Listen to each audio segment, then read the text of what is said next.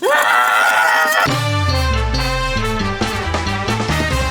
internet, you're watching A Little Help. The kitchen can be a really stressful place, but with a little help, it doesn't have to be. Summertime is approaching, friends, and it's time for picnics and rooftop parties and cookouts. So what are you bringing? Because you know the host has the barbecue strategy all figured out, and you know all of your friends are gonna bring booze, but the dessert assortment is always lacking. So what's it gonna be? That same old fruit salad, some store-bought cookies, or how about a layer cake with fresh whipped cream and berries?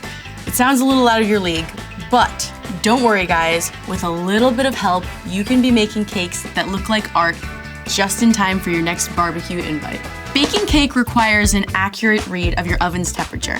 It's pretty common for an inaccurate temperature to cause a dry, crumbly cake or a baked outside and a raw center. Yuck. Sure, your oven lets you know what temperature it's at, but unfortunately, most of the time, that temperature is not exact, and baking cakes is all about precision. An oven thermometer gives you an exact temperature and only costs a couple of bucks. Hang it in your oven and never second guess your temperatures ever again. Let's start with prepping. To prep your cake pans and truly avoid any tears or breaks when removing your cake from the pan, you're gonna need a little more than some cooking spray. Cut a piece of parchment paper to match your baking pan to place on the bottom. Grease your pan, place your parchment on top, grease again, then follow with the dusting of flour. This foolproof method results in a very smooth removal process.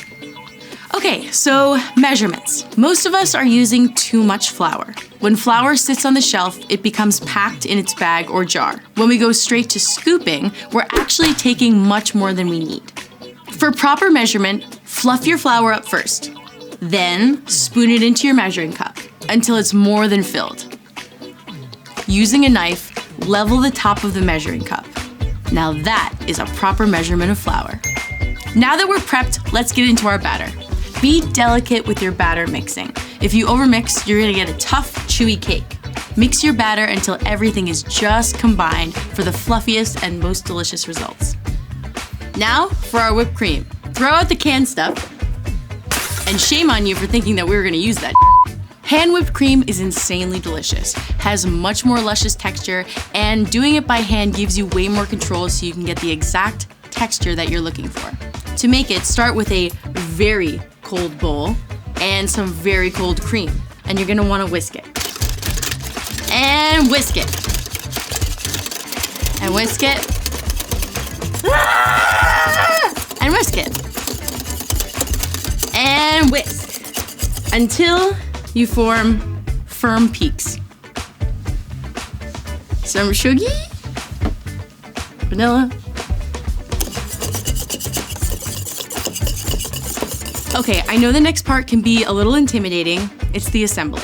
But just relax, this part is totally easy, and if you just breathe and make sure you're super gentle, it's gonna turn out fine.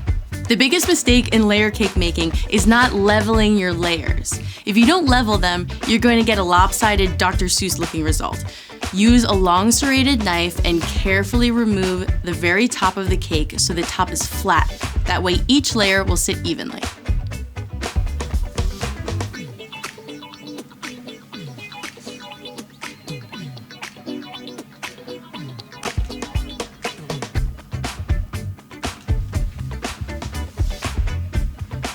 And there she is, friends, in all her glory, a perfect layer cake.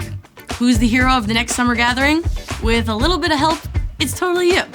So now, excuse me, but I've got a barbecue to get to.